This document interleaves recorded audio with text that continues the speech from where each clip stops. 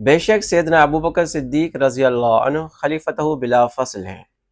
سیدنا علی رضی اللہ عنہ نے فرمایا کہ دین کی سب سے اہم عبادت نماز، اس کی امامت کے لیے نبی صلی اللہ علیہ وسلم نے حضرت ابو بکر کو مقرر فرمایا۔ تو ہم نے دنیاوی معاملات کی جو امامت ہے وہ بھی سیدنا ابو بکر کے حوالے کر دی، یعنی اسی قیاس پر۔ یہ ہے غنیت الطالبین، شیخ عبد القادر جیلانی رحمۃ اللہ علیہ کی کتاب ہے، اس کی تصنیف ہے۔ یہ ویڈیو ان لوگوں کے لیے ہے جو تفضیلی ہیں اور اپنے آپ کو اہل سنت تو کہلاتے ہیں، لیکن سیدنا ابو بکر صدیق کی خلافت و بلا فصل کے منکر ہیں۔ سنی تو کہلاتے ہیں لیکن بات شیعوں والی کرتے ہیں، یہ ان لوگوں کے لیے ویڈیو ہے۔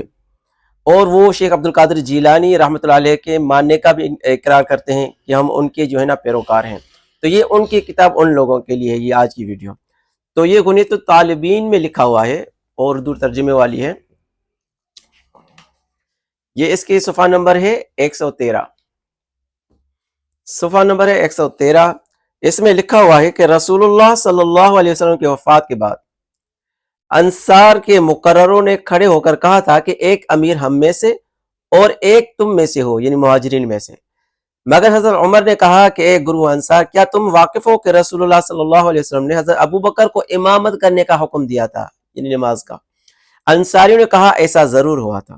حضرت عمر نے کہا تو اب تم میں سے کسی کا جی ابو بکر سے آگے بڑھنے کو چاہتا ہے؟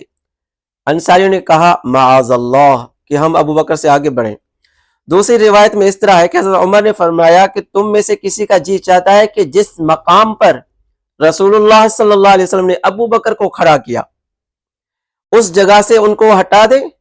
سب نے بالاتفاق کہا ہم سب نہیں چاہتے، ہم اللہ سے معافی چاہتے ہیں۔ چنانچہ سب انصار مہاجرین متفق ہو گئے اور سب نے ابو بکر کی بیعت کر لی۔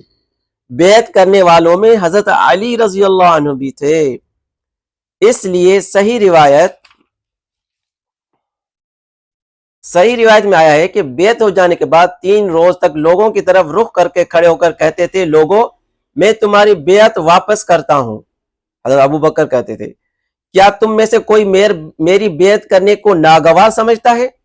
اور حضرت علی سب سے آگے آ کر کھڑے ہو کر کہتے تھے نہ ہم آپ سے بیعت واپس لیتے ہیں نہ کبھی واپس لینے کی خواہش کریں گے۔ کون؟ سیدنا علی کہتے تھے آگے آ کر آپ کو رسول اللہ صلی اللہ علیہ وسلم نے آگے کیا ہے، اب کون آپ کو پیچھے کرے گا؟ ہم کو سکہ لوگوں سے اطلاع ملی ہے کہ حضرت ابو بکر کی امامت کے قول میں حضرت علی سب صحابہ سے سخت تھے، یعنی وہ تو سخت تھے کہ حضرت ابو بکر خلیفہ ہو۔ روایت میں آیا ہے کہ جنگ جمل کے بعد حضرت عبداللہ